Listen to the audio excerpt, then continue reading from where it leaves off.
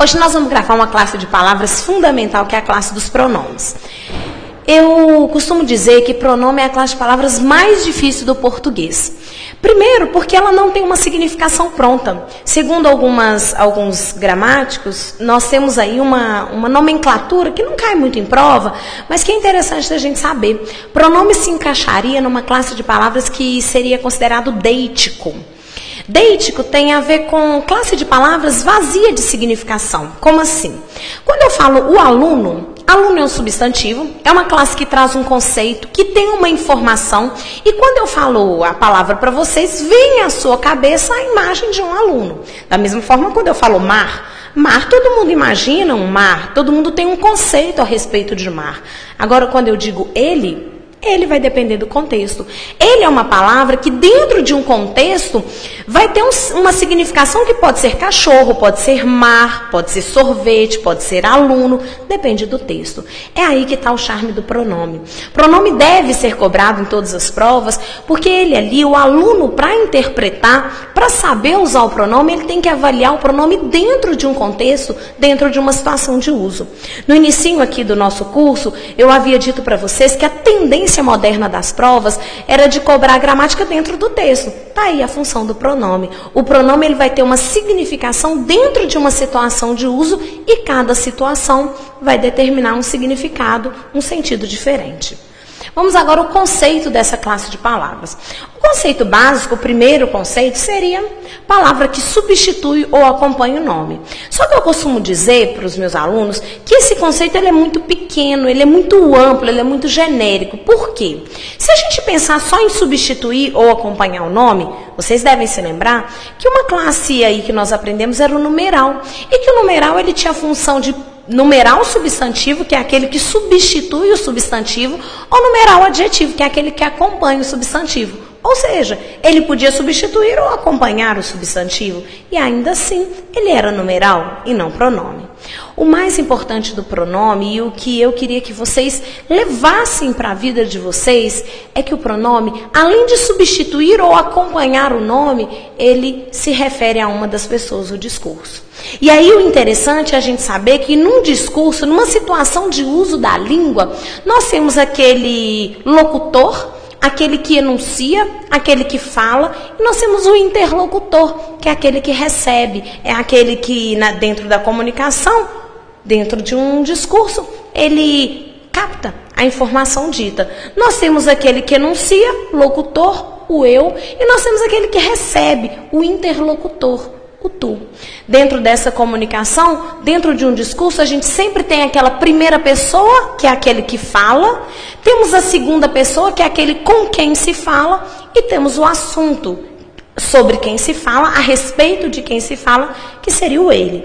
Já é discutível dentro aí da linguística moderna essa terceira pessoa, mas não é nosso objetivo entrar nesse nível de análise. O importante é saber que dentro de uma situação de uso da língua, seja oral, seja escrita, não interessa, nós temos aquele que fala, o eu, a primeira pessoa. Nós temos aquele com quem se fala, o tu, a segunda pessoa. E nós temos aquele sobre quem se fala, a respeito de quem se fala, que seria a terceira pessoa, que seria o ele. Flexiona? Ora, o pronome ele sofre flexão, ele é variável.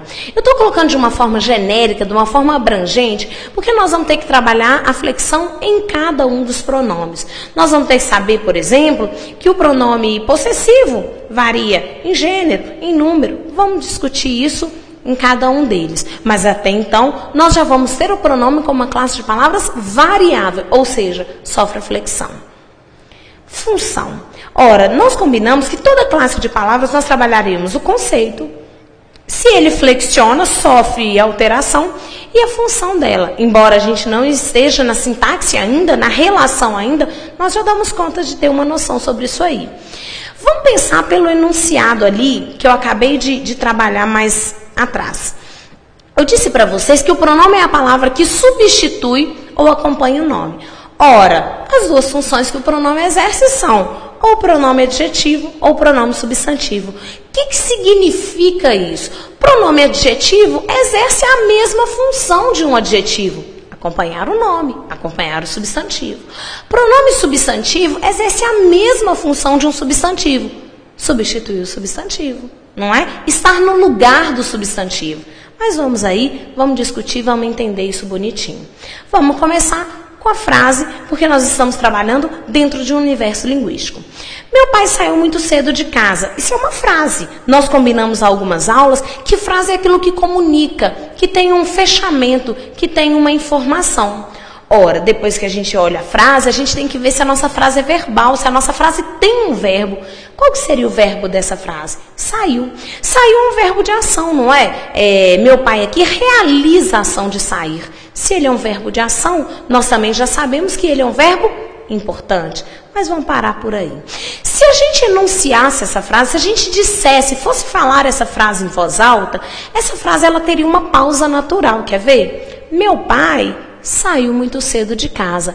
Veja que na hora de eu falar a frase, naturalmente eu pus uma pausa aí. E essa pausa me indica que eu tenho dois grupos nessa frase.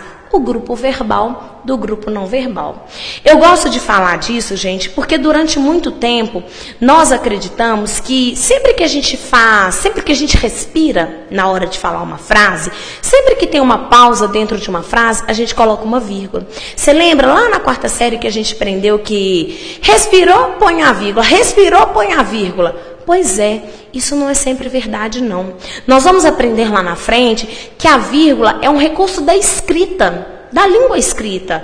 Tudo bem que ela quer trazer características da fala e colocar dentro da escrita. É isso. Só que antes de tudo, antes de pausa, antes de respiração, antes de qualquer coisa, a pontuação ela tem uma função sintática dentro da língua portuguesa. E dentro disso aí, numa ideia geral, a gente só usa vírgula quando o termo for acessório para a estrutura. É por isso que eu vou falar desde o dia de hoje até o final do curso. A gente nunca usa vírgula entre o sujeito e o verbo.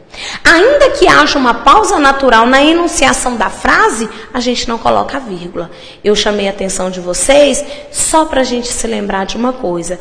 Toda vez que eu olho a frase, achei o verbo, eu vou dividir a frase em dois grandes grupos. O grupo não verbal do grupo verbal. Vamos ver como é que é isso aí. Ora, meu pai seria o primeiro grupo, saiu muito cedo de casa seria o segundo grupo. Nós já sabemos que em português não existe igualdade social e que em cada grupo existe uma palavra mais importante. Ora, já sabemos que na parte verbal, normalmente o verbo é núcleo. Ora, a parte é verbal, em geral, o verbo é a palavra mais importante. Combinamos também que se o verbo indicar uma ação realizada ou sofrida pelo sujeito, esse verbo ele vai ser considerado verbo significativo. Já fiz uma brincadeira com vocês. Quando alguém diz para você, você significa muito para mim, porque você é importante. Se o verbo é significativo, se ele tem significado, se ele tem conceito, se ele tem informação, ele é um verbo importante. Portanto, ele é núcleo. Ora, vamos pensar que no outro grupo eu tenho uma palavra mais importante. Ora, meu pai. Pai é substantivo. Substantivo dá nome. Lembra que o substantivo é sempre a palavra mais importante do grupo em que se encontra? Então, não teria mistério. Ora, nessa expressão eu já disse para vocês que depois que a gente tira o núcleo, o resto está ligado a ele. Eu fiz uma estrutura aqui, vamos ver se vocês concordam. Essa relação aqui, essa relação de seta, nós vamos ter que usar o nosso bom senso e a nossa leitura. Eu já sei que saiu é um verbo de ação, portanto ele é núcleo, ele é a palavra mais importante. Eu já sei que depois que eu tiro o núcleo, o resto está ligado a ele. Tudo bem, agora responde para mim. Muito cedo de casa seria uma expressão única ou são estruturas independentes? Ora, se eu imaginasse que muito cedo de casa fosse uma estrutura só, eu imaginaria que cedo é a palavra mais importante. De casa especifica cedo ou diz de onde meu pai saiu? Imaginem só que muito cedo é uma expressão que junta, dá a ideia que duas palavras juntas dão ideia de tempo em relação a saiu. De casa é uma expressão em que duas palavras juntas diz de onde meu pai saiu. Na verdade, eu tenho duas estruturas independentes entre si e ligadas ao verbo. Eu quero que vocês comecem a pensar nisso, porque a abordagem semântica ela auxilia na abordagem sintática. Não é verdade universal, mas ela traz um auxílio. Saiu é verbo de ação, se é verbo de ação ele é núcleo. Depois que eu tiro o núcleo, o resto está ligado a ele. Muito cedo é uma expressão que se liga ao verbo saiu. De casa é uma expressão que se liga ao verbo saiu. Se eu quisesse fazer a análise completa, o que eu poderia fazer? Ora, saiu é um verbo de ação, exerce a função de núcleo. Muito cedo indica quando meu pai saiu. Ora, a palavra que se liga ao verbo indicando circunstância, advérbio. Isso aí seria uma locução adverbial de tempo. Ora, eu não estou me preocupando muito com o nome agora de tudo, para a nossa análise ficar mais leve. Mas imagine só, muito cedo se liga ao verbo. A palavra que se liga ao verbo, advérbio. Isso não é uma palavra, é uma expressão. Locução adverbial. De que, professora? Ora, de tempo, não indica quando ele saiu? De casa também está ligado ao verbo. A palavra que se liga ao verbo indicando a circunstância em que a ação ocorreu, advérbio. Mas de casa é um advérbio? Não, porque não é uma palavra, é uma expressão. Locução adverbial. De tempo? Não. De quê? De lugar, né? Saiu de casa é o lugar de onde ele realizou a ação. Expressão, a circunstância, expressa uma ideia de lugar. Ora, olha as perguntas que a gente já pode ter nessa construção. O saiu aí é um verbo de ação, ele é núcleo, mas isso não vai ser cobrado na sua prova. Muito cedo é uma expressão que expressa a circunstância de tempo. De casa é uma expressão que expressa a circunstância de lugar. Tranquilo. Vamos agora para a primeira estrutura. Na primeira estrutura, nós já combinamos que pai é o substantivo e, sendo assim, ele é núcleo. E depois que eu tiro o núcleo, o resto está ligado a ele. Vamos combinar que pai é substantivo, exerce a função de palavra mais importante, ele é núcleo. Agora eu vou dizer para vocês que meu é pronome. Vamos entender por que é pronome? Vamos lá no primeiro conceito de pronome. Pronome é uma palavra que substitui, não é o caso, ou acompanha o nome. Nesse caso, meu acompanha o nome pai. Refere-se a uma das pessoas do discurso. Vamos ver? Meu pai é pai de qual pessoa do discurso? Da primeira. Meu pai, pai do eu. Teu pai, o pai do tu. Seu pai, o pai dele, ou pai de você. Nós vamos trabalhar com isso mais à frente. O fato é que esse meu é pronome, porque ele acompanha o nome e se refere à primeira pessoa do discurso. Ele é um pronome adjetivo porque ele exerce o mesmo papel de um adjetivo. Vamos entender? Qual que é o papel do adjetivo? Ficar junto do nome. Ora, esse pai, ele não substitui a palavra pai, mas ele acompanha pai especificando esse substantivo. Ele exerce o papel de um adjetivo, que é o quê? Acompanhar, especificar, ser adjunta adnominal do substantivo pai. Difícil, queridos. Muito tranquilo, não é? Eu costumo dizer que português é autodidático e não tem mistério. Ora, esse meu substitui pai? Ele acompanha pai, então ele é um pronome adjetivo. Seria ali, ele tinha uma reunião importante. Nesse contexto, o meu bom senso já diz, esse ele aí é quem, gente? Meu pai. Meu pai saiu cedo de casa hoje.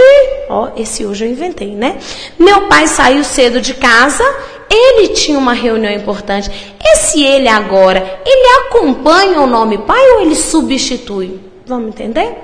Ora, a primeira coisa que eu faço na frase é achar o verbo. Que verbo que tem aí? O tinha. Depois que eu acho o verbo, eu divido a frase em dois grupos. Ele, primeiro grupo, tinha uma reunião importante, segundo grupo. Nós já sabemos que em português não existe igualdade social e sempre eu tenho uma palavra que é mais importante que as outras. Ora, o verbo ter aí, ele é um verbo importante? Claro que é. Ele é um verbo significativo porque ele traz conceito, queridos. Ora, nessa frase, eu fiz a frase para dizer que meu pai tem uma reunião importante. Esse verbo, tendo um significado, tendo um conceito, ele é verbo importante. Portanto, ele é núcleo. Depois que eu tiro o núcleo, o resto está ligado a ele. Uma reunião importante se liga ao verbo ter. Agora, alguns alunos podem estar pensando assim, ai, professora, por que você fez uma bola só? Uma reunião importante como uma estrutura só? Eu fiz isso, gente, porque eu parti do pressuposto que reunião, dessa expressão, uma reunião mais importante, reunião é a palavra fundamental. Esse uma está no feminino singular por causa de reunião. Porque se fosse encontro, seria um encontro importante. E se fosse encontros, seriam uns encontros importantes. Veja que quando eu flexiono a palavra reunião, tanto uma quanto importante também sofrem flexão, o que indica que eles estão ligados. No nosso primeiro encontro, ou segundo encontro, nossa segunda aula, eu havia combinado com vocês que para saber a relação entre as palavras, eu usava a flexão. Se eu flexionar uma palavra e a outra também flexionar, é porque elas têm relação. Então, aqui, eu tenho tinha como a palavra mais importante e uma reunião importante, se ligando a tinha, completando o tinha, e nós vamos aprender isso mais à frente. Agora, o nosso papel é saber quem que é a palavra mais importante do primeiro grupo. Não tem mistério. Se você tem um filho só, o mais importante é esse, você só tem ele. Se eu tenho só a palavra ele, quem que é o núcleo da minha estrutura? Ele. Eu vou dizer para vocês que esse ele aí é um pronome. Por que ele é pronome? Primeiro que ele substitui o nome. Se refere à terceira pessoa do discurso. Eu primeira, tu segunda, ele terceira. Esse pronome ele não acompanha o substantivo, ele substitui, ele está no lugar de um substantivo. Ele então será chamado de pronome substantivo. Qual que é o papel que ele exerce? Ser núcleo, o mesmo papel de um substantivo. Não tem mistério.